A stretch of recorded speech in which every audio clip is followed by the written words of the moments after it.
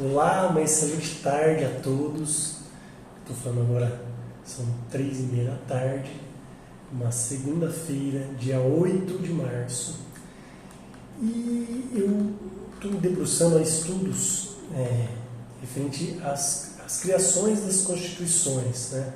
Esses estudos, eles se cruzam muito com o estudo do direito previdenciário, que é a parte que eu mais atuo na advocacia, mas não a única, né? Então, o direito, quando a gente estuda direito constitucional, a gente estuda vários direitos, né?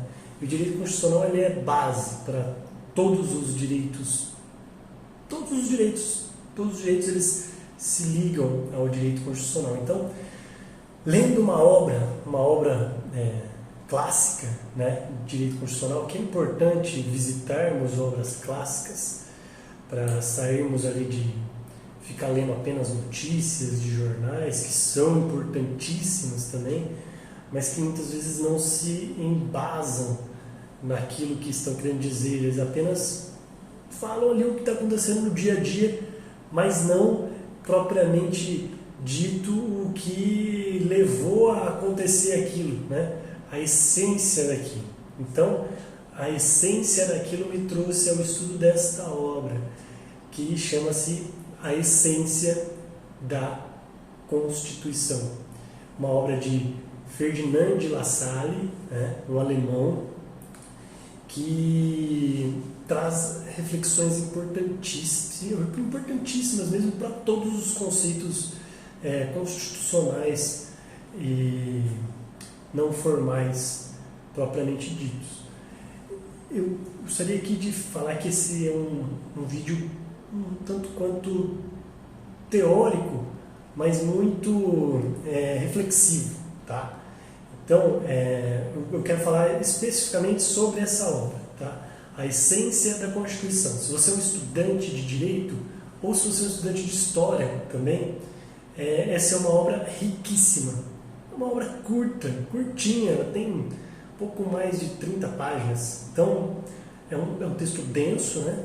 E vale a pena você estudar, vale a pena você se ater a ela. Mas eu vou traçar ali aqui um pouquinho só do que eu refleti sobre essa obra, tá?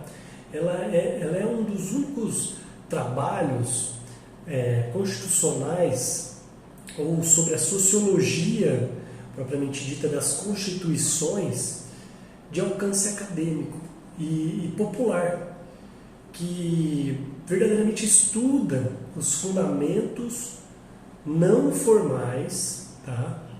Mas, como denomina Ferdinand de La Salle, essenciais, tá? Apesar de não formais, são essenciais. Por exemplo, os fundamentos... Por exemplo, não. Na verdade, ele traça muito sobre isso na obra. Os fundamentos sociais e políticos de uma Constituição.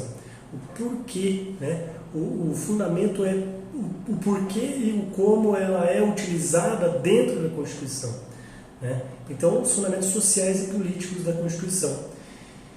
E o pressuposto jurídico que fica ali evidenciado, né? Que confronta com o pensamento, no caso, o justnaturalista e o positivista, é de que as constituições, né, de uma forma geral, constituições são sempre burguesas, né? Elas, o Estado em si, ele opera em prol de quem tem mais poder de operar, né? Então, o que está na Constituição, por vezes, não é o interesse do povo, né? É o interesse do Estado, que se sobrepõe ao interesse do povo. Então, não pronamam de ideias ou princípios que se sobrepõem ao próprio homem, mas dos sistemas que os homens criam entre si, né, de se dominarem ou para se apropriarem da riqueza socialmente produzida. E tudo indica que na obra, originalmente, né, foi feita uma conferência para intelectuais da época e sindicalistas, né? Se não consolida dois trabalhos anteriores, pelo menos deles retira as suas proposições fundamentais, né? Existem dois trabalhos que embasam ali essa essência da Constituição trazida por Ferdinand Lassalle, que são eles os Trabalhos de Berlim, uma obra de 1863. A gente vê que ela aparentemente é antiga, mas as coisas elas passam a ter um certo significado quando a gente se debruça e percebe que, poxa, como é que pode coisas que são escritas ali hoje ocorrem no nosso dia a dia, a gente se acaba passando por elas e nem sabe de onde que veio essas ideias, né? Então,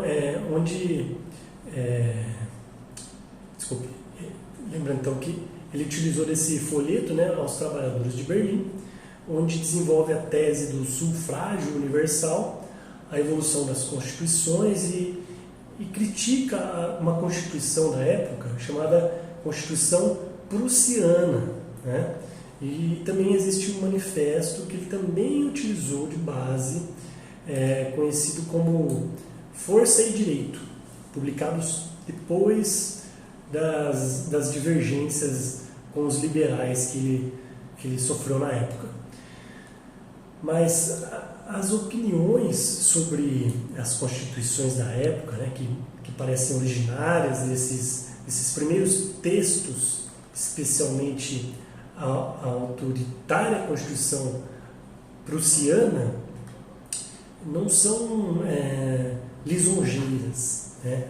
Ele afirma no essencial, no texto aqui, na essência da Constituição, ele afirma de forma taxativa que as instituições jurídicas elas são os fatores reais de poder, transcritos em uma folha de papel.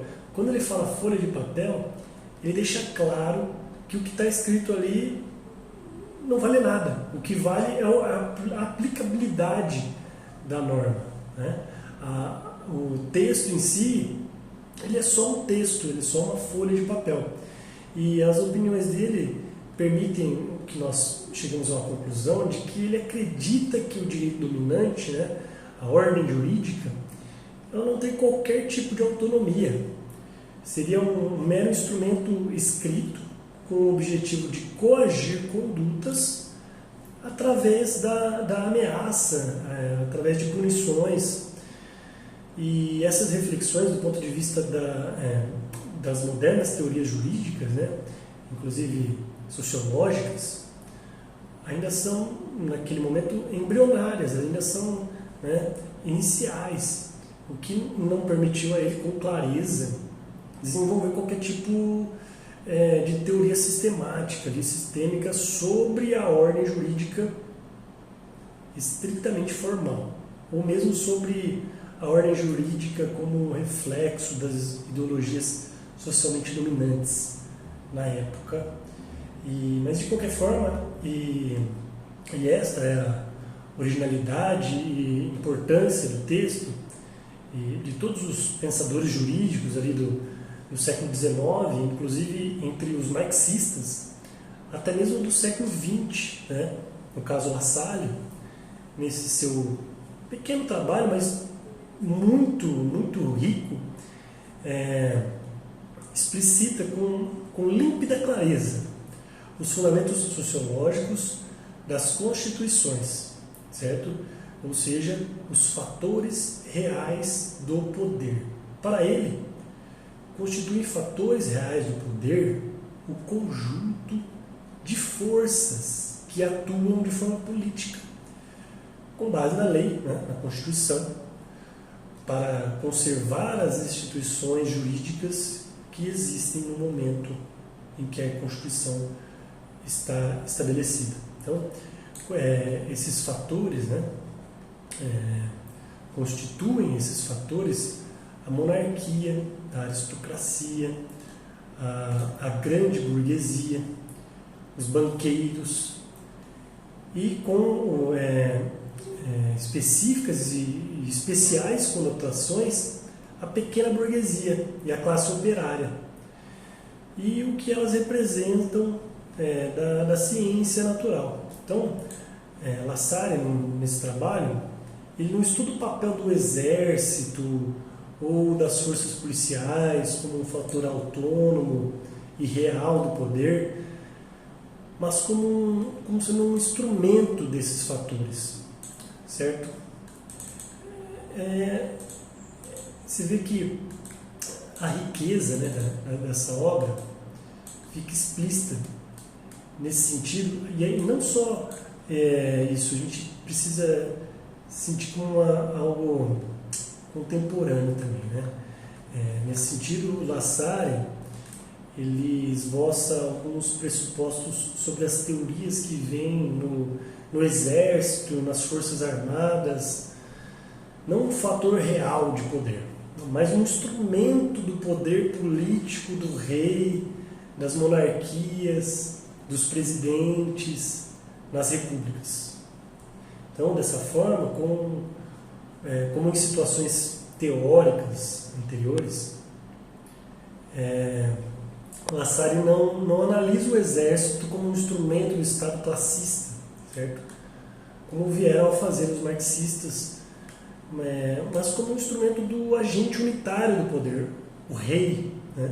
A sua opinião é de que as forças armadas são forças organizadas do rei e da nação somente porque podem ser um fator real de poder mesmo. Então, eu gostaria de finalizar, porque esse vídeo ficaria longo demais, mas muito longo mesmo. Mas gostaria de finalizar dizendo que Lassalle ele não aprofunda no livro a tese da Assembleia Constituinte. Ele a viveu não como uma experiência histórica positiva após a Revolução de 1848, mas como um filme seriado em que as conquistas democráticas foram paulatinamente revogadas pelos contra-revolucionários ali da época. E a sua existência, a teoria da Assembleia Constituinte, de certa forma subdizia a sua inclinação política inicial, preliminar, que é a teoria da rebelião como um instrumento de organização de um Estado popular. Mas, da mesma forma, exceto nas suas explícitas opiniões sobre a necessidade de se desarticular os fundamentos de força constitucional real, ele não define como se construiria, como se organizaria um Estado de um tipo novo, ou uma ordem jurídica democrática alternativa. Este é o paradoxo interessante desse trabalho, né? Um clássico do constitucionalismo que desconhece a importância do direito como um instrumento de organização social, propriamente dita, e que, ao mesmo tempo, escrevendo sobre o que é uma Constituição, ele ensina exatamente o que não deve ser a essência de uma Constituição. Então, gente, leia esse livro, tá? Ele está disponível na internet gratuitamente, domínio público, todo mundo pode ter acesso. Não vai ser perda de tempo, tá? Muito do que está ali a gente entende aqui, o que a gente vive hoje no Brasil, inclusive. Vale muito a reflexão, tá? É riquíssima. Eu não canso de dizer que ela é riquíssima. É um livro para você ler ele em 2 horas no máximo, tá? Prestando bastante atenção, em 2 horas você lê ele e vai querer ler de novo, porque ele é interessante. Ele não é um livro maçante, tá? Você vê essa introdução que eu passei aqui sobre o livro, você vê que são reflexões de onde vem o poder, de como que o poder é aplicado, de como que ele deve ou não ser aplicado, do porquê que ele deve ser aplicado e quais as reflexões que antevêm as desse poder. E, enfim, estude constitucional, todo mundo precisa saber um pouquinho de direito constitucional, até quem não é da área do direito, tá? A informação está aí para todos e todo mundo tem acesso a ela. Então é isso, obrigado se você chegou até aqui, deixe seu like. Eu não peço like no começo do vídeo, eu peço no final, porque se não gostou já não chegou até aqui, né? Então se inscreva no canal. A ideia aqui é trazer mais conteúdo, cada vez mais, sobre direito constitucional, sobre direito previdenciário, trazer também sobre direito civil. Vez ou outra também posso estar abordando algum tema de direito administrativo. E é isso. Até a próxima.